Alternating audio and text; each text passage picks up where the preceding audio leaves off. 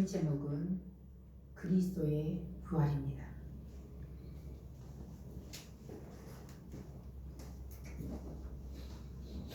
어떤 사람이 왜 예수를 믿느냐 그렇게 물어볼 때 나는 자유하려고 예수를 믿습니다. 그렇습니다. 맞습니다.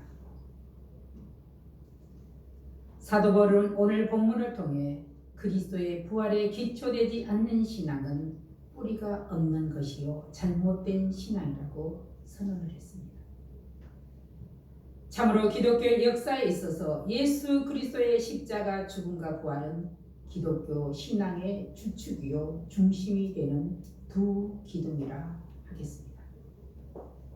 그래서 예수 그리스도의 부활은 기독교 역사상 가장 큰 생명이요 근기며 어떤 종교에서도 볼 수 없는 고유한 것입니다.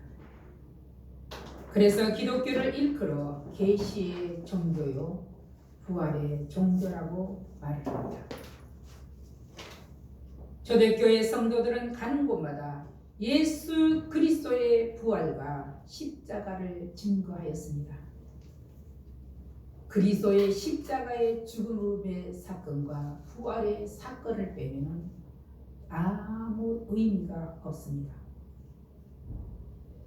예수님의 죽음은 사탄의 승리처럼 보였습니다. 그렇지만 실상은 가장 선하시고 완전하신 인간으로서 죄와 죽음을 하나님께서 성령을 통하여 예수 그리스도를 죽은 자 가운데서 다시 살림으로써 죽음이 세상에서 끝이 아니라 오히려 위대한 시작이라는 것을 깨닫게 해 주신 것입니다.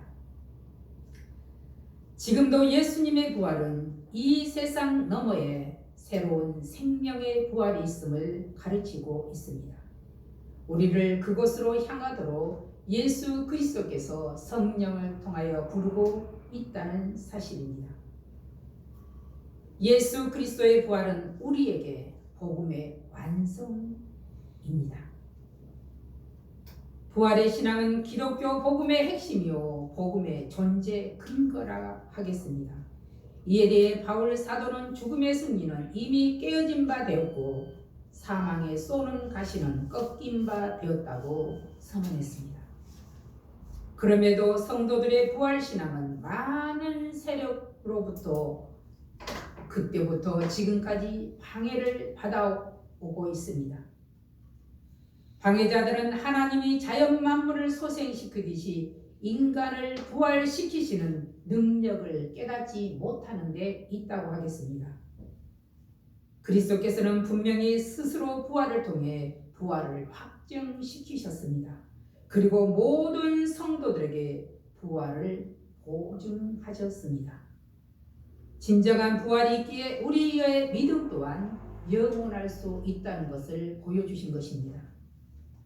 바울이 무엇보다도 가장 중요하게 생각하고 그토록 전하고자 했던 것이 바로 그리스도께서 성경대로 죽으셨다가 성경대로 다시 살아나신 십자가 부활 사건입니다. 그것에 대한 신앙이 곧 그들을 구원에 이르게 한 것입니다. 그런데 바울이 그처럼 중요하게 생각하고 복음으로 개척한 고린도 교회 안에서도 부활을 의심하고 부인하는 사람들이 있었다는 사실입니다. 그래서 사도 바울이 고린도에 편지를 쓴 것입니다. 그 이유는 자신들이 믿고 소망하는 이생의 삶이 지극히 유한하고 헛된 것임을 알지 못한 데서 기인했다는 것이죠.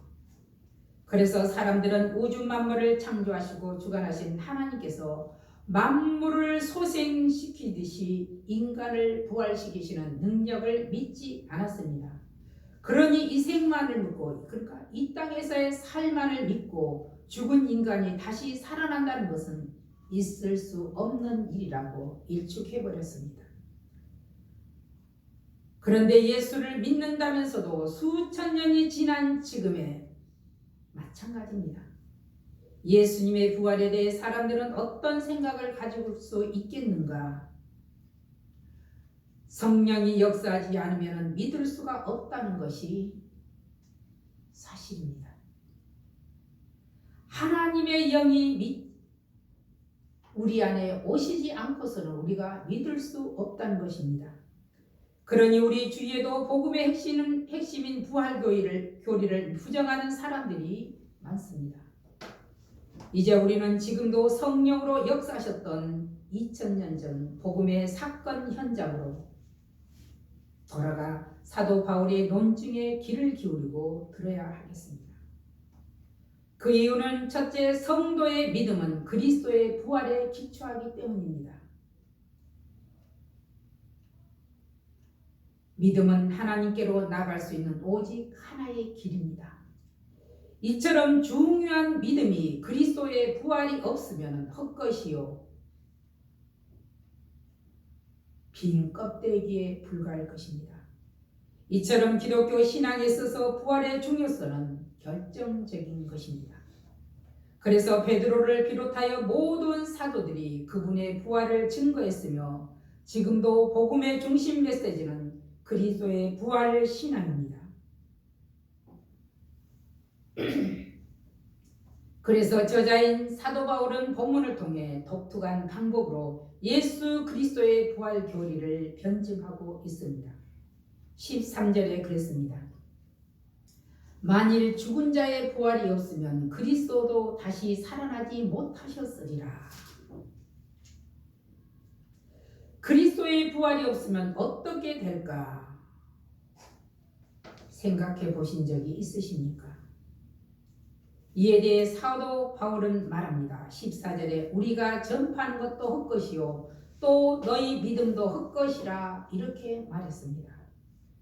우리의 생명과 불가분의 관계에 있는 부활은 사람의 본성에 의한 것이 아니고 하나님께서 독생자이신 예수님을 이 땅에 내어주시고 그를 십자가에 죽으시고 부활하게 하심으로써 전 인류의 모든 사람에게 죄에서의 자유와 더불어 부활의 산 소망을 주셨습니다. 예수 왜 믿느냐? 바로 자유하기 위해서입니다. 하나님은 모든 것에서 우리를 자유하겠습니다. 악한 영역에서,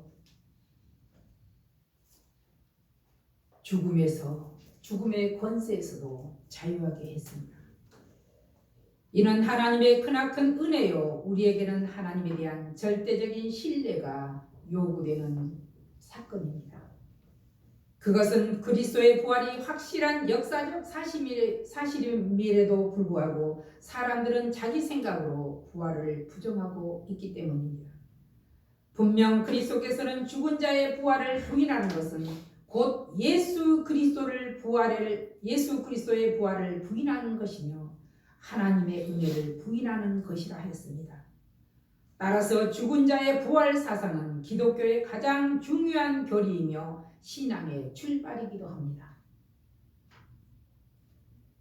그러므로 신앙 교육에 있어서 모든 초점이 부활의 교리에 있다고 해도 틀린 말이 아닙니다. 우리 가운데도 부활을 부인하는 자가 있다면 기독교 신앙 전체를 부인하는 것이므로 말씀과 성령의 조명으로 다시 신앙의 점검을 해야 하겠습니다. 두 번째, 복음의 사역은 그리스도의 부활을 증거하는 것입니다. 예수 그리스도의 부활은 영원한 생명에 연결되는 최초의 부활이면서 모든 죽은 자의 부활에 대한 약속의 예표요 증표가 되는 것입니다. 바로 예수 그리스도가 이 땅에 오셔서 십자가에 죽으시고 부활하신 목적이 이를 위한 것이며 우리가 예수 그리스도를 믿는 목표가 바로 이것입니다. 죽은 자의 부활은 성경 곳곳에서 증거하고 있습니다. 구약의 욥기서 말씀은 구약 욥기서 19장 23절에서 27절 말씀 읽다 보면 욥이 얼마나 많은 사람에게 자신이 경험한 것을 전하고자 했는지 잘 드러내고 있습니다. 나의 말이 책에 기록되었으면 좋겠다고 하였고 철필과 납으로 쓰고 영원히 돌에 새겨졌으면 좋겠다고 그가 고백했습니다. 내가 알기에는 나의 대속자가 살아계시니 마침내 그가 땅 위에 서실 것이라. 내 가죽이 벗김을 당한 뒤에도 내가 육체 밖에서 하나님을 보리라. 내가 그를 보리니 내 눈으로 그를 보기를 낯선 사람처럼 하지 않을 것이라. 욥은 이렇게 말했습니다. 내 가죽이 벗김을 당한 뒤에도, 내가 죽음을 당한 뒤에도, 이 말입니다. 내가 육체 밖에서 하나님을 보리라. 내가 그를 보리니 내 눈으로 그를 보기를 낯선 사람처럼 하지 않을 것이라. 욥의 확실한 내세의 부활 신앙입니다. 이렇게 욥은 고난을 통해 영적인 세계를 경험하고 육체 너머에 있는 영원한 세계의 부활을 꿈꿨습니다. 저와 여러분도 욥과 같은 부활을 소망하고 꿈꾸는 영적 신앙인이 되시기를 주의 이름으로 축원합니다.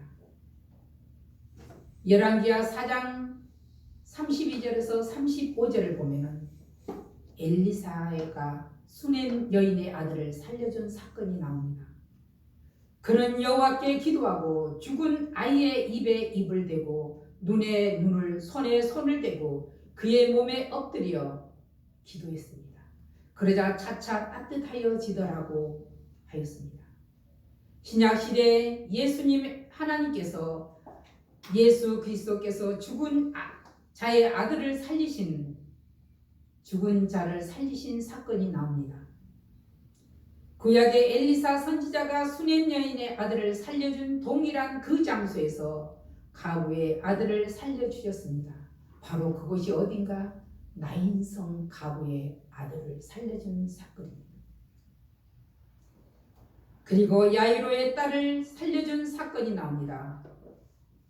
달리다곰, 우리말로 번역하면 소녀야 일어나라. 소녀야 일어나라 명령하여 살려주셨고 죽은 지 나흘이나 되어 썩은 냄새가 나는 나사로에게 나사로야 무덤에서 나오너라 명령하심으로 그가 다시 살아남으로 부활을 증거하셨습니다. 요한복음 11장 39절에 나사로의 누이가 하는 말입니다. 주여 죽은 지가 나흘이 되었음에 벌써 냄새가 나나이다. 현실을 부정하는 마르다의 믿음이 곧 우리의 믿음이지 않는가 우리는 생각을 해봅니다.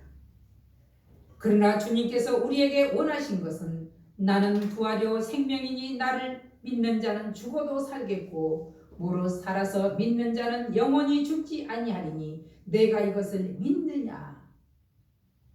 부활의 신앙과 믿음입니다. 곧 말씀에 대한 순종입니다. 어디든지 예수님의 음성이 돌리는 곳에는 생명이 있습니다. 오늘도 예수 그리스도께서는 우리를 부르십니다. 부르심에 순종한 사람들은 둘째 아담인 예수 그리스도 안에 들어온 자입니다. 말씀에 순종하는 것. 내가 무엇을 얼마나 알고 있는가가 아니라 내가 하나님의 말씀에 순종하는 것. 하나님은 이것을 보고 역사를 하십니다.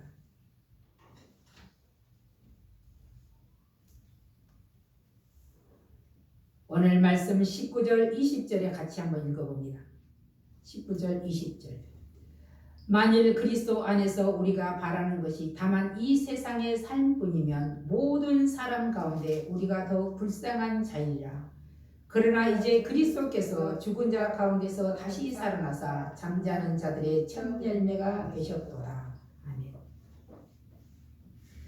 그리스도께서 제자들에게 이렇게 증거하시고 그리스도 안에 있는 베드로를 비롯하여 모든 제자들이 그분의 부활을 증거하게 하였습니다. 오늘에도 성령께서 친히 증거하십니다. 그분 그리스도께서 부활의 근본이시며 부활의 주체자이시기 때문입니다. 하나님께서 아들인 예수 그리스도를 죽은 자 가운데서 살리심으로 잠자는 자들의 첫 열매가 되게 하셔서 오늘 우리들에게 부활의 증거로 삼게 하셨습니다. 이뿐 아닙니다. 이스라엘 민족을 통해서도 그리스도의 부활을 증명하고 있습니다. 출애굽 전야 어린 양의 피가 문설주에 발라졌으면 죽음이 넘어갔습니다. 그러나 어린 양의 피가 문설주에 발라져 있지 않으면 그 집의 초태생을 다 죽였습니다. 세례 요한이 예수님의 나온 것을 보고 보라, 세상 죄를 지고 가는 하나님의 어린 양이로다. 예수께서 어린 양으로 이 땅에 오신 것입니다. 에스겔 37장 1절에서 23절 말씀 내용은 하나님께서 권능으로 임재하셔서 흩어졌던 민족들을 다시 모으겠다 하시면서 에스겔에게 보여줍니다. 이 뼈들이 능히 살겠느냐고 물으셨습니다. 그러면서 하나님께서 에스겔에게 명령하시기를 생기야 사방에서부터 와서 이 죽음을 당한 자에게 불어서 살아나게 하라 하심에 그 명령대로 대언할 때 뼈들이 살아나서 큰 군대가 되었다고 기록했습니다. 생기를 너희에게 들어가게 하리니 너희가 살아나리라. 그리스도의 음성을 들으면 새롭게 소성됩니다. 지구상의 이스라엘과 비슷한 우리 대한민국도 하나님이 함께 하시는 강대국의 무거운 멍에도 제거되고 위협이 되고 있는 북한의 핵무기도 무용지물이 되게 할 것입니다.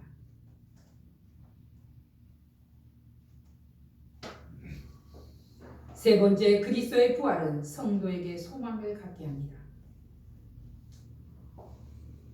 예수 그리스도의 부활과 그리스도 안에서 새 생명을 얻는 자의 부활이 연관이 되어 있다는 것이 성경 전체의 내용입니다.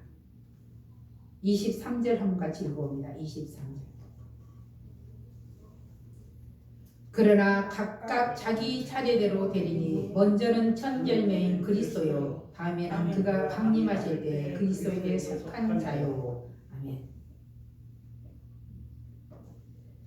바울은 부활의 첫 열매 되신 그리스도를 따라 이루어질 성도의 부활이 그리스도의 재림 때에 있게 된다고 하였습니다.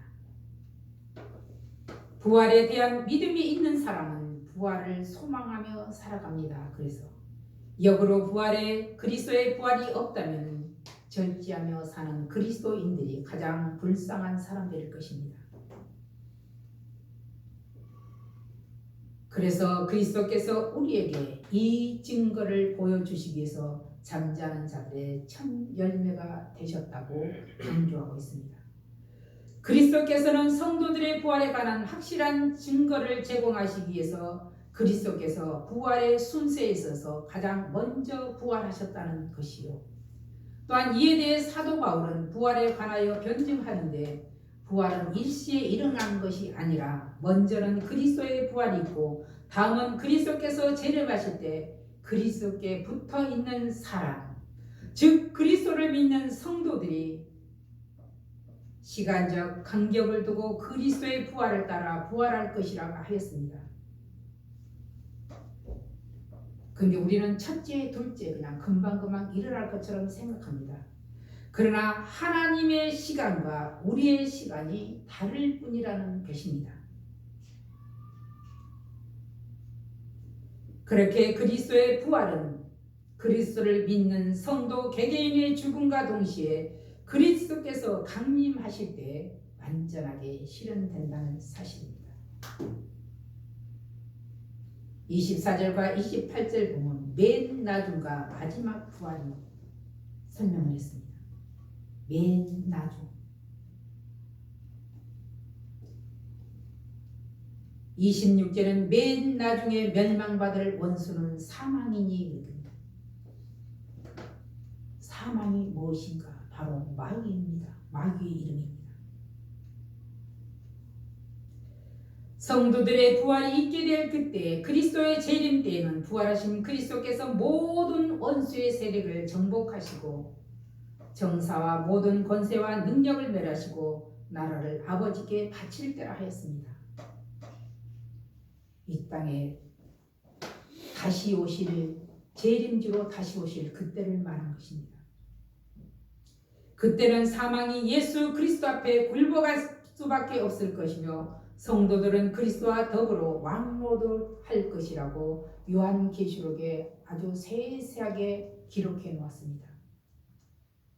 그뿐만 아니라 성경 전체를 보면 오직 이것을 두고 기록하고 있습니다. 그 이유는 아들인 예수 그리스도께서 성부 하나님께 복종하심으로 모든 피조물들에 대한 무한한 주권을 부여받았기 때문입니다. 우리는 그 예수를 나의 구주로 믿는 것입니다.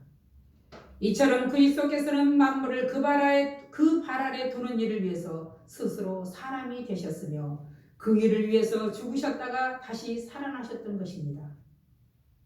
그러므로 그리스도의 복종은 결코 굴욕적인 것도 아니고 여호와의 증인들이 말한 성부 하나님보다 저급한 것도 아니고 하나님 앞에 만물을 복종케 하며 화해시키기 위한 바로 예수 그리스도의 행위요 예표가 되시기 위해서 그러하셨습니다. 그 결과 예수께서는 죽음의 권세를 물리치시고 부활하셨으며 당신의 능력으로 죄와 사망의 무질서 상태에 있는 세상을 질서 있게 하셨으며 당신이 통치하시고 계신 모든 만물을 절대 주권자이신 성부에게 이양하신 것입니다. 참으로 성자이신 예수 그리스도께서 희생적이고 자발적인 복종으로 인류에게 생명을 공급하셨으며 하나님께 모든 영광을 돌려드리게 되었습니다. 이에 대해 사도 바울은 본문을 통해 그리스도의 승리의 부활을 통해서 성도들에게 교훈을 합니다. 그 첫 번째가 그리스도 부활은 잠자는 자들의 첫 열매가 되셨다는 겁니다. 그래서 그리스도의 부활은 성도들에게 있어서 구원과 믿음의 근거가 되는 중요한 사건입니다. 그리고 예수 그리스도를 신뢰하는 모든 백성들의 부활에 대한 보증과 증거가 되셨습니다. 그래서 이스라엘 백성들은 구약 시대에는 영적인 의미로 유월절을 지키고 신약 시대에는 부활절을 지키고 있습니다. 그리고 두 번째는 그리스도의 부활은 사망 권세에 대한 승리입니다. 사망 권세에 대한 승리입니다. 그리스도의 부활은 죄 아래 있는 인생들에게 절대적인 영향력을 행사하던 사망 권세에 대한 승리입니다. 아무도 끊어버릴 수 없었던 사망의 고통을 그리스도께서 부활하심으로 사망 권세를 이기시고 끊어버린 것입니다.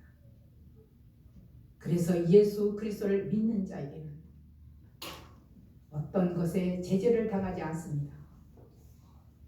그러므로 그리스도 안에 있는 사람들에게는 사망이 왕노릇하지 못하게 했습니다. 그러므로 성도된 우리들은 믿음의 본질적인 근거가 무엇이며 우리가 믿어야 할 대상이 누구인지를 다시금 점검해보고 참된 믿음의 기초에 세워진 신앙생활을 해야 하겠습니다. 그리고 세 번째는 그리스도의 부활은 성도의 구원과 영생의 소망의 완성입니다.